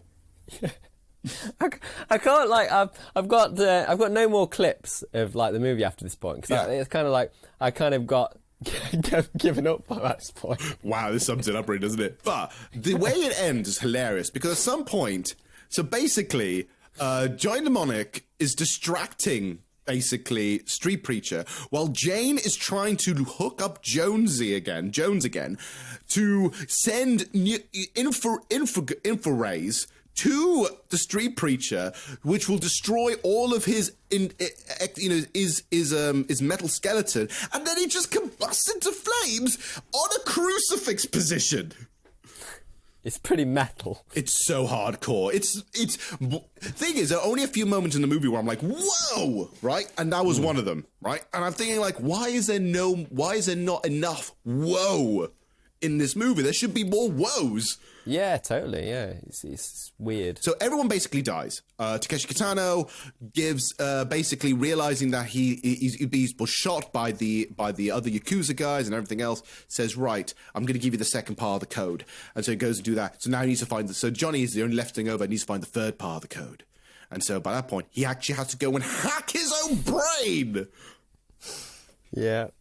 Where he literally, at one point, he is literally surfing his own head in what looks like a pre-PlayStation polygon version of himself. Yeah. It's totally 95 graphics, isn't it, you know? It's totally PlayStation graphics in this case, where he has to make a copy of himself, have his copy get killed off, and then get the thing to get the third thing, which happened to be the woman AI in the first place, which makes me think, why couldn't she just do all this? She knows all this. What is this? Oh, I don't know. It gets over the point, over the top. You know, J-Bone says, get your VCRs ready. The cure for the black shakes is broadcasted on all the TVs, and then it ends. And then it basically kind of ends on a weird flat note where Johnny finally realizes that that him being a prick all this time was a bad idea because he could finally hook up with Jane. They look at each other lovingly. At one point, we almost think that Street Preacher is still alive. Yeah, but J-Bone just goes, get that shit out of here, and they just chuck him in the ocean, don't they? Yeah, just fuck you, get out of the way. And then the movie ends. Then the movie literally just ends right there and then. Let's break this down. It's been a little while since we done this, so I'm dead excited. Shall we get the trashometer up? Okay. Trashometer. All right then. So this is the trashometer. For anyone who's new to this, welcome. But for everyone else, we already know the score. But I'm going to break it down for all of you. So we grade things differently here on the Trash Tapes. We don't do A, B, and C or something out of 10. We break it down by the level of trash enjoyment that we have. So we break it down into 5 tiers. First tier, bottom tier, is tame, where we found it mostly very, very boring. It wasn't really that fun. It wasn't really quirky. It kind of just wasn't a fun ride in that sense. It was just dull, right? Or it's not trashy at all in that case. Like, it could be a good movie, but it's just not bad in any way. Then we got a tiny bit trashy, where there are some moments where we're enjoying the sort of the rubbishness of it all. There's little moments here and there, but it's still under slightly dull side, or could have been more. There could have been more to it. Then we got trash, which is right in the middle. It's the sweet spot. It's the golden egg. It's all this. It's the perfect mixture. It's the fromage of wonder that is crap. And these are where all the good bad movies fall into. Then we got too trashy. Too trashy is where it's starting to get to the point where we're getting a little bit frustrated with it. We're getting a little angry at it. We're not entirely sure whether we're enjoying it anymore. It's starting to just become just a bit bad, but there's still really good moments. And then there is torture. Torture is the movie's literally the worst. Even through all its bad times, there's absolutely nothing redeemable out of it. It is just a horrible time. You cannot enjoy it. So, Ed, where would you put Johnny Mnemonic on the trashometer? Right, so it's between 2 settings. Sure. For me, it's either a tiny bit trashy or too trashy. It's not, because it's not perfect, but it's also boring at times as well. So that could mean it isn't enough. There isn't enough of what we want in it. So I think it's more towards tiny bit trashy than too much. It's definitely not perfect, so it can't be in trash, and it can't be in tame, and it can't be in torture, because there are some good bits that we like. So maybe it's in the sort of the tiny bit kind of bracket. I don't know. What do you think? I would agree. I was thinking this is a tiny bit trashy. Now, the reason why is because the movie is bonkers, right? When it's allowed to. I mean, come on, this has got a cyborg dolphin, for God's sake. Like, how can you be bored with that? You know, and you've got Dolph Lundgren as his killer preacher. Basically, Dolph and Dolph. The two best things in a movie. You're right. There are moments where it's very, very dull. There's moments where I wish it was dumber. I wish it was goofier. I wish the original version of this movie was a thing. Because I feel like the original idea that Longo and Gibson had might have fallen directly into the perfect trash movie, where it would have been dumber and goofier, and things were funnier, and things were over the top and more gory. But it falls a bit flat. And I blame the studio for trying to make this too mainstream, I guess. Yeah, because what works usually with this kind of genre is like what we mentioned earlier, like the Black Mirror, and you've got to have the humour there, but also it'd be creepy that it's kind of, you can see this as a cautionary tale, but it's also like funny as well. And also it's better if you set something in it that's in a future that's kind of that's near future. So this was kind of setting far ahead, I think, for this kind of tale, like when it was made, but now it's caught up and we're nowhere near this universe. I mean, there's some bits, but we're nowhere near how this universe is like. Yeah, it just didn't get it right, did it? It just kind of missed the mark in a lot of places. Yeah, I think it missed the mark because I feel as if the movie either needed to have been more goofy, which I would have loved to be, make it more ridiculous, or kept on the themes that they were clicking on and really hone it in, because I feel like the tone of the movie is flip-floppy all the time. It doesn't know whether it wants to be taken seriously, whether it needs to be a comedy, whether it wants to be full-blown action, whether it wants to be satirical. It doesn't really know, and I blame the edit for it. So, yeah. And because it doesn't know what it wants, and there's moments of pure genius, all the goofy stuff I like all the goofy characters, all the over-the-top characters, but everything else when it's trying to be serious kind of undercuts it. So yeah, I'd say this actually would fall under tiny bit trashy, I think. Yeah.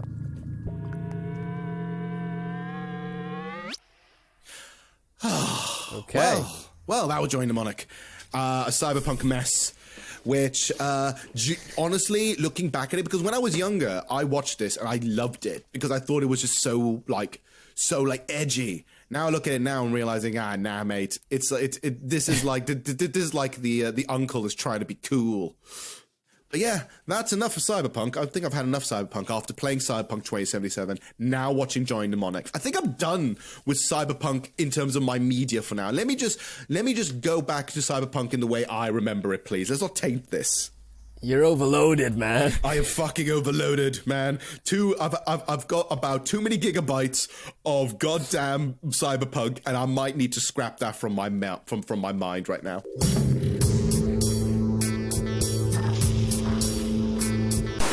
So yeah, right then. So just to sort of have a bit of a catch up, it has been a while since we've done this. Let's get a little bit of recap of what's been going on with us. Like for example, we've been doing quite a few things at the moment on YouTube and a few other bits as well. Like I've been doing a lot more Twitch stuff at the moment. Doing more stuff on Twitch with Greg, our other co-host. Which, interesting enough, and this is something we need to talk about, Greg has never been on the podcast yet. No. We've been talking about an episode to have Greg on for a while. I think the first one we thought about was maybe doing a video game movie with Greg as he's our Enigmatic Play host. I remember suggesting in the movie Dead or Alive. Yeah, that was the first one, and it's something that we've been talking about like for years, and we still haven't got him on. So I'm not sure whether it's because we just haven't had the time, or he's secretly just not pushing the agenda because he doesn't want to talk about it. Yeah, could be either. So myself and Greg have been doing a lot more stuff on Twitch. So if you guys do want to follow us on Twitch, just go to Enigmatic Play on Twitch and you'd find us on there. So you get to see myself every Wednesday, Greg every Sunday, and sometimes Greg and I will be playing something on a Monday or on a Friday. Those are quite fun to do. And if you want to find out more stuff like that, we now have a Discord now, which is and what interesting thing how this relates to the trash tapes is we're going to be starting doing watch parties. Yes. So basically, if you want to like really get a better idea of these movies that we talk about, we'll often watch them in the Discord server. So you can watch it with us, hear our commentary on it, and then, you know, hear what we think about it in the podcast. So that would be really cool.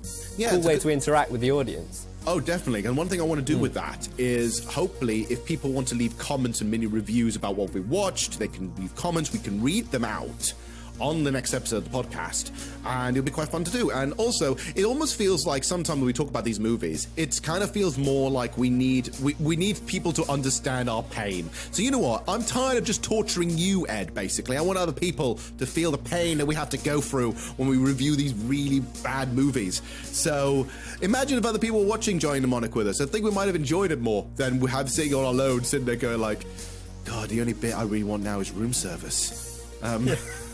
I love the way you're like, I want more to suffer, like you're like Pinhead in Hellraiser. I want more. Hell yeah. So yeah, so that's something we'll be doing on Discord as well. Ed, you've actually been doing quite a few interesting videos for, especially now for the Enigmatic Productions page. So how's it been going on? How's the video production going on your end? Yeah, so basically it's honing in on kind of like two themes mainly on there. Like we do a lot of horror and we do a lot of nostalgia. So it's like you've got all your cult. I do retro reviews, often like VHS retro reviews on there, but we've also keep doing those classic cult film or horror reactions, which really are the sort of backbone of that channel. We're really growing in subscribers and watch time, just from lots of people really enjoying those reaction videos that we do. Yeah, and it's all been really good stuff. The reaction stuff on the trash tapes, we're doing the What Is This stuff, which I still love to do. The recent one was a festive episode where I tortured you to 6 random videos from the internet and just say enjoy, which led to some very interesting reactions from you, so I'm dead happy about that. Yeah. We're definitely going to kind of try and stick with that format for What Is This thing from going forward, aren't we? Like where it's like, I'll show you some stuff. We could swap it as as oh, totally. Like, I mean, the first I one... could send you some clips. Yeah, because one of the first ones you did was you showing me some funny moments from John Woo movies. Yeah. So we can totally do stuff like that. It's always a switcheroo. There's no like particular host. It's just the idea of, here's some weird shit I found. Watch this. And it's great stuff. And the good thing is, if you're on the Discord or you follow us on social media, do not hesitate to send me and Ed some suggestions, because there's some things that are just impossible to find. And the more weird movies we want to review, or clips, or even or anything like that, just drop us a message. We would appreciate the help. Well, they can actually post it. There's the channel in the Discord server that is called What Is This? So they can just literally like drop them into that section.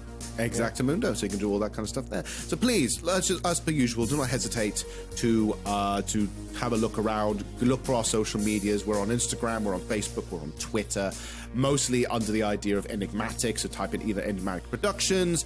We're under Trash Tapes. We're under Enigmatic Play. We have a little bit of everything. So please do not hesitate to find a little bit from us there. So yeah, right then. So on that note, I think it's time for me to jack out of this and just glitch out of the Matrix for a while. I need a break after talking about this movie. So we're going to wrap things up. So until next time, keep an eye on your trash. There might be some treasure in there. See you next time. See ya.